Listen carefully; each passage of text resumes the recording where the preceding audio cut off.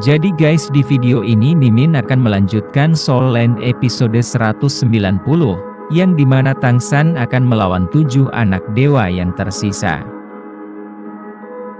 Setelah Ningrongrong dan Zuzuking mengalahkan penyihir laut dan Zuzuking sedang menyerap cincin roh kedelapannya, penyihir laut mengatakan kepada Tangsan, "Hei pria jahat, tidaklah kamu ingin menantangku? Ayo kemari, aku akan memainkan seruling kematian khusus untuk kamu." Kemudian Tangsan menjawab, "Baiklah, aku akan mendengarkan lagu kamu sekali.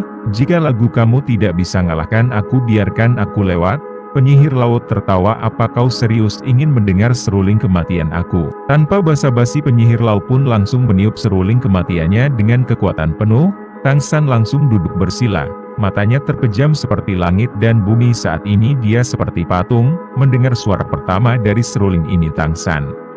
Tubuhnya gemetar, namun tidak lama tubuh Tangsan pulih karena muncul cahaya biru dari dahinya, yang menutupi tubuh Tangsan. Mendengar suara seruling kematian, tiba-tiba Tangsan merasakan kekuatan rohnya mengalami mutasi secara tiba-tiba, saat suaranya terus didengarkan oleh Tangsan. Tangsan sadar bahwa suara dari seruling kematian ini tidak mampu untuk melukainya sedikit pun, malah membantu dua energi mendidih dalam tubuhnya sendiri dalam proses kultivasi. Tangsan sangat menyukai suara ini.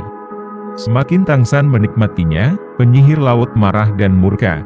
Penyihir laut sangat frustasi melihat kondisi Tangsan baik-baik saja dan menikmatinya. Kemudian suara suling berhenti, wajah penyihir laut terlihat pucat karena kehabisan energi. Dia pun berenang dengan buntut ikannya menuju pantai, dan dia mengatakan, "Aku kalah." Di saat itu juga Tangsan meledak dengan cahaya biru keemasan. Ada banyak cahaya biru yang keluar dari tubuh Tangsan. Bahkan penyihir laut pun sampai kaget melihat kekuatan Tangsan. Kemudian setelah itu, cincin roh dari Tangsan muncul. Kuning, ungu, hitam-hitam, merah-merah-merah.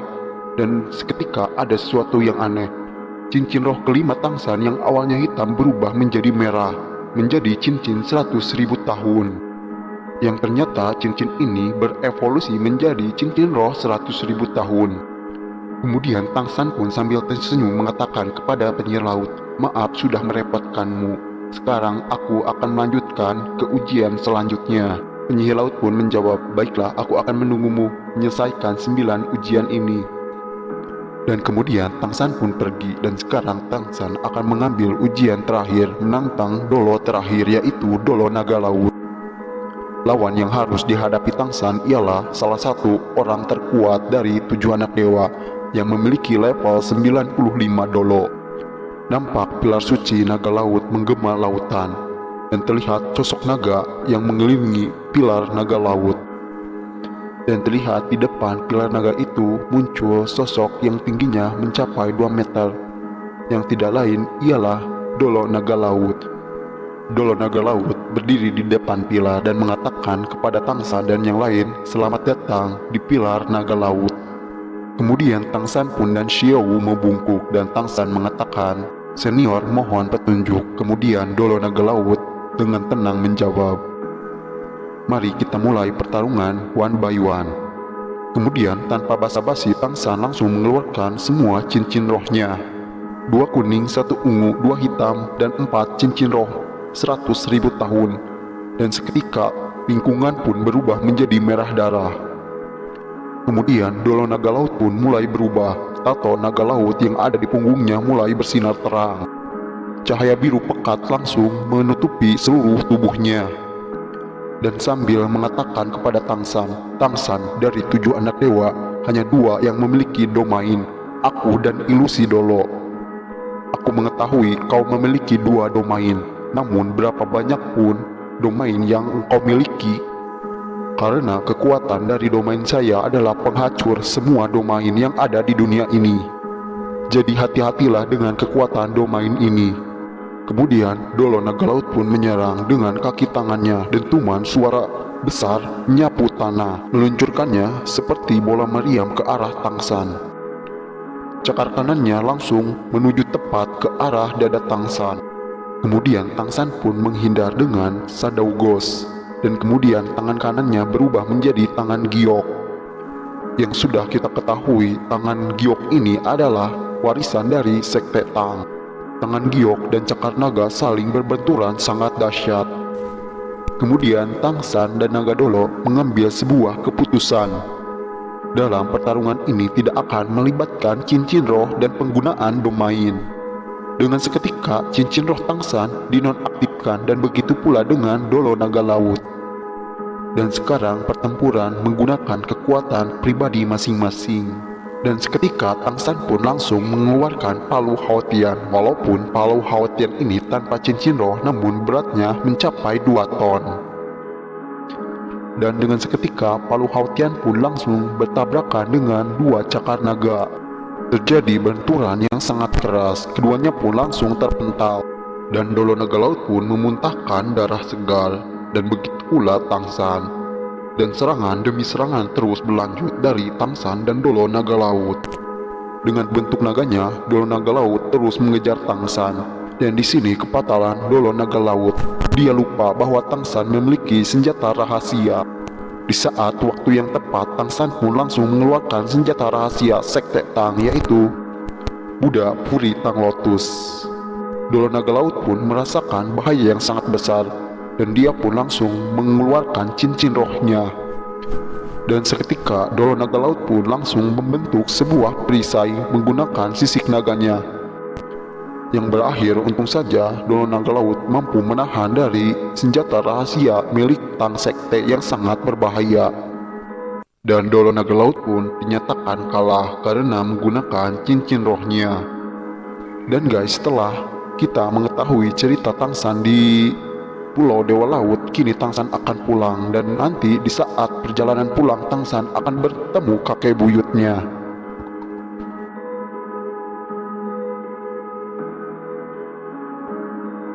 Di awal cerita, ketika dalam perjalanan ke hutan besar Stardow, Tangsan menemukan bahwa Spirit Hall telah memperluas kekuasaannya dan mendirikan sebuah kerajaan yang bisa disebut Roh Spirit Empire. Dengan dukungan 7 sekte, membuat Spirit Hall telah menguasai 70% benua Douluo. Jika bukan karena Tangsan ingin membangkitkan Xiao, Tangsan akan segera kembali ke kota Hepandou City. Namun Tangsan dia harus membunuh salah satu gelar Dolo agar 3 persyaratan yang ditentukan oleh Sekte Haotian dapat dipenuhi. Kemudian di tengah malam, Tangsan membantai semua antek Spirit Hall yang berada di kota barat. Dan hancurnya kota ini pun begitu cepat menyebar ke Spirit Hall. Dalam Spirit Hall, Hulena memegang posisi penting. Sekarang dia di bawah kekuasaan Bibidong. Dia membawa pasukan Nirvana untuk melihat apa yang terjadi di kota itu. Kemudian cerita berpindah kepada Tangsan yang bangun dari kultivasinya. Dia menemukan ada sesuatu yang salah kepada palu Haotiannya. Perasaan haus darah, pembantaian, teror, dan semua jenis perasaan yang sangat negatif terus menyebar kepada palu Haotiannya yang berwarna merah darah. Ini adalah pertama kalinya Tangsan merasakan domain Dead God bereaksi seperti ini sendiri. Dia juga merasakan aura niat membunuh yang sangat kuat. Kemudian Tangsan pun melacak domain ini, dan ketika Tangsan mengikuti jejak aura ini, Tangsan sangat terkejut bau darah yang sangat kuat. Kemudian Tangsan menemukan 2 mayat tergantung berada di pohon. Kemudian Tangsan mendengar teriakan dari suara yang dikenalnya, yang ternyata itu adalah Hulena yang bertahan dari gempuran Raja Kota Pembantaian. Kemudian Raja Kota Pembantaian mengatakan, "Akhirnya kamu datang, aku sudah menunggu lama dan membiarkan mereka hidup selama ini." Suara Raja Pembantaian tidak memiliki jejak sedikit pun kemanusiaan. Dia hanya sedikit es yang tidak ada habisnya dalam kejahatan. Kemudian ketika Hulena melihat Tangsan, entah kenapa hatinya menjadi santai. Seutas kaisar biru perak memutar pinggangnya dan membawa Hulena kepada Tangsan. Setelah Tangsan meninggalkan bunga Snow Chloride Swan yang sangat beracun di sungai darah, yang membuat orang yang berada di kota pembantaian pun teracuni, yang membuat kota pembantaian hancur, bahkan Raja Kota Pembantaian pun harus teracuni. Inilah alasan mengapa Raja Kota Pembantaian mencari jejak tentang Tangsan dengan melacak domain Dead God. Dan pertarungan Tangsan melawan kota Raja Pembantaian pun tidak bisa dihindari. Sekuat apapun Tangsan, Raja Kota Pembantaian masih bukan tandingan dari Tangsan. Raja Kota Pembantaian mengatakan, "Aku hanya bisa merasa kasihan kepadamu." Karena kamu sudah diselimuti oleh domain pembantaianku, wahai anak muda. Jika Anda memberikan saya penawarnya sekarang, aku masih bisa meninggalkanmu dengan mayat utuh. Raja kota pembantaian tidak mengejar Tangsan, tapi malah menatap Tangsan dengan tatapan tajam. Matanya bahkan lebih fokus kepada Trisula Dewa Laut di tangan kanan Tangsan. Jelas dia sangat waspada terhadap senjata ini. Kemudian Tangsan mengatakan, kamu benar, energi jahat tentu saja bisa dilawan dengan energi keadilan. Apakah kamu benar-benar percaya bahwa domain pembantaianmu tidak tertandingi? Biarkan aku menggunakan energi keadilan untuk memurnikanmu. Kamu seharusnya tidak ada di dunia ini.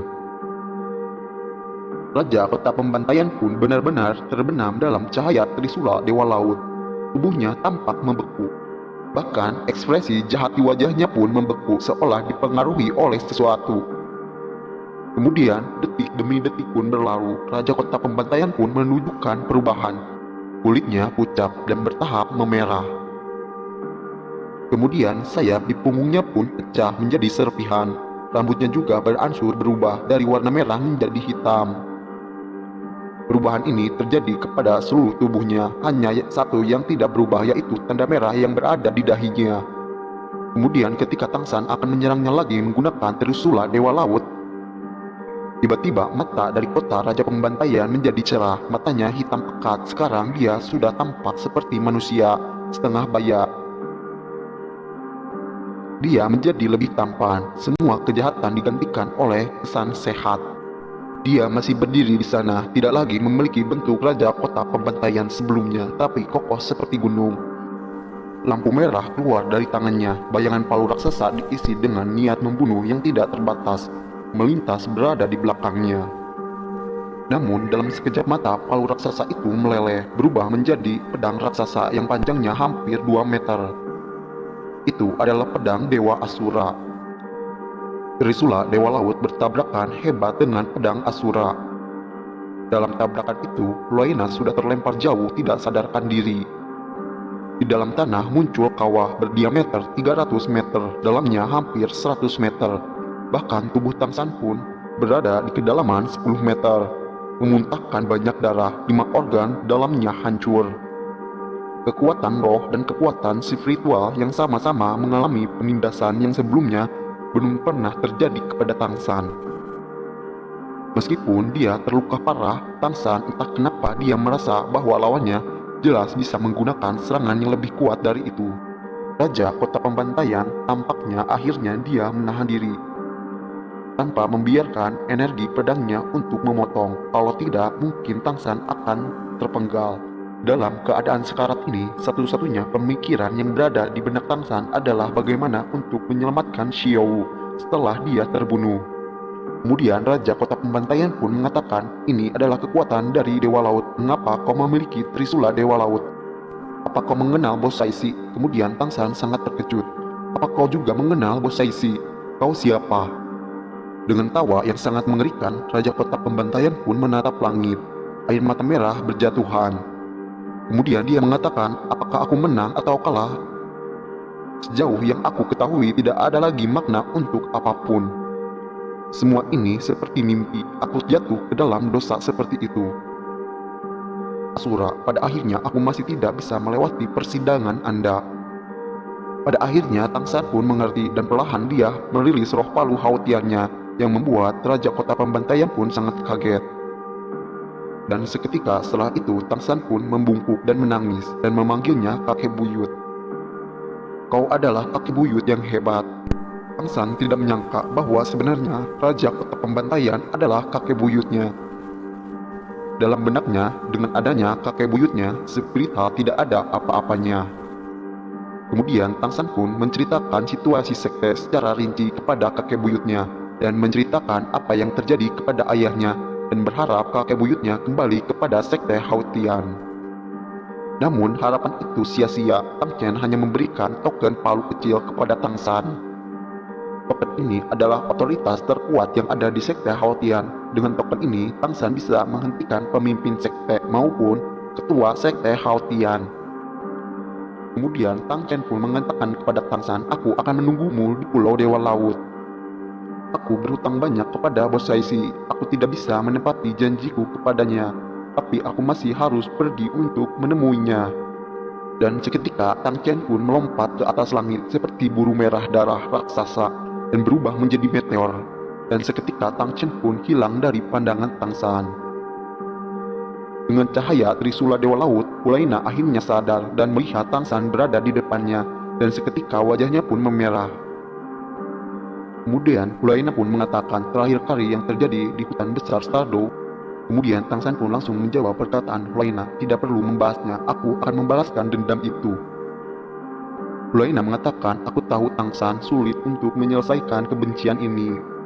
Hulaina mengatakan, jika suatu hari kau bisa mengalahkan kekaisaran roh kami, bisakah kau tidak membunuh guruku?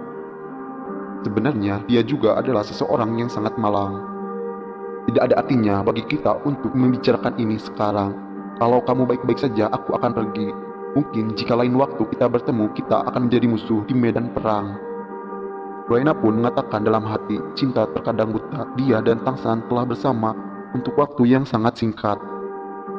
Namun perasaannya terukir di tulangnya. Hulaina akan mencoba melupakan Tang San, namun suara dan senyuman Tang San tidak bisa dikeluarkan dari hatinya. Sekarang dia melihat pria di hatinya memperlakukannya dengan dingin.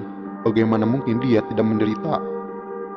Kemudian Hulaina pun kehabisan kekuatannya untuk berteriak, namun dia mengatakan kepada Tang San, kemanapun kamu pergi, sama sekali jangan pergi ke hutan besar Stardew, karena guruku membawa 6 ketua untuk berburu binatang buas. Tidak peduli bagaimana Tang San memperlakukannya, hati Hulaina masih memiliki perasaan kepada Tang San. Kemudian Tang San pun terbang ke langit dan dia tidak senang dengan kata-kata terakhir Hulaina yang mengatakan gurunya membawa 6 ketua untuk berburu binatang roh. Bibi Dong telah memimpin 6 ketua kekaisaran roh untuk pergi ke hutan besar Stardew. Tidak perlu dipertanyakan lagi apa tujuan Bibi Dong selain untuk menangkap Daming dan Ermi, yang pada akhirnya nanti Tang San akan menyelamatkan Daming dan Ermi, pun pada akhirnya mereka pun akan mengorbankan dirinya kepada Tang San.